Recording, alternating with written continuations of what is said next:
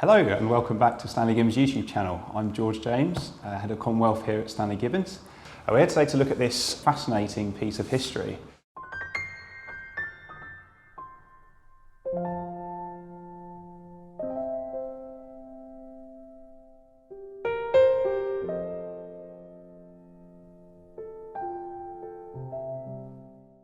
This album, bound in wonderful Moroccan leather with gold tooling on the spine. Now there are a great number of things about this album which make it very, very fascinating. The first one is that it clearly belonged to the German government. It's dated 1941, which puts it in the Third Reich period, and the title of the album actually is Die Raubpolitik Englands im Spiegel der Briefmarke. So the direct translation of that would be the robbery politics of England mirrored through their postage stamps. But actually that's a bit of a direct translation. So the closer translation or a better translation might be the imperialist theft of England mirrored through their postage stamps. What this album contains is the stamps which were distributed to Germany by the Universal Postal Union, and it contains all the Britain and British Commonwealth stamps of the time. Now, as was procedure, if you produced a stamp in those days, and I think right through to the 1960s, you had to produce a set and send 140 or approximately 140 to the Universal Postal Union, who would then send one copy of every stamp that you issue to every country in the world. Now usually, or almost always in fact, these were overprinted specimen or perforated specimen like this. So this is the perforated specimen. So you get the horseshoe-shaped perforations there, and the different printers perforated them in different ways. Now that allows us to confirm that it's actually a German government album. What makes this interesting is that this is a fantastically expensively produced album.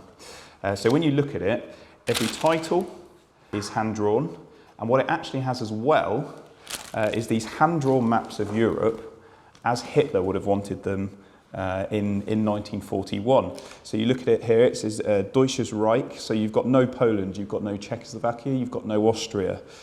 England is in red, and then you have fundamentally a Nazi-centric view of the world, hand-painted in this wonderfully bound book, which is mirrored all across the world. So even later on in the map of Russia, you have what the Nazis describe as the Chinese Reich, and you have this border halfway across Russia, which presumably would be the desired Third Reich border back in 1941. Okay, so we know that it's a German government presentation album because of the 1941 date on the spine and the maps. We know it's a Nazi era. But where this gets even more interesting is that when this album was first available on the market in 1995, it was actually reported in Stamp magazine that this had been looted from Hitler's private study in the Eagle's Nest retreat in Bavaria. In the article it says that the GI who stole it wishes to remain anonymous, which makes perfect sense. But the fact that you have the expensively bound album, the hand-painted nature of it, you have the fact that the UPU stamps are all perforated specimen, so it's only be accessible to government dignitary. The fact that the borders are all Reich borders or Nazi borders at the time. Then you have the anecdotal evidence that it's been looted from the Eagle's Nest retreat after the war. You are then left with the probable conclusion that this actually was a presentation album produced for Hitler himself, which adds a whole new level of fascination. One of the great highlights of my job to be able to hold historical artefacts like this. So whether it is or it isn't, because of the nature of looted property and the chaos after the war, is something that's likely going to be lost in the sands of time and is very difficult to prove conclusively. But when you look at all the evidence and the nature of its production, it's hard not to conclude that this was actually presented to a very, very high-ranking Nazi. And if it actually was found in Hitler's private study, then almost certainly Hitler himself.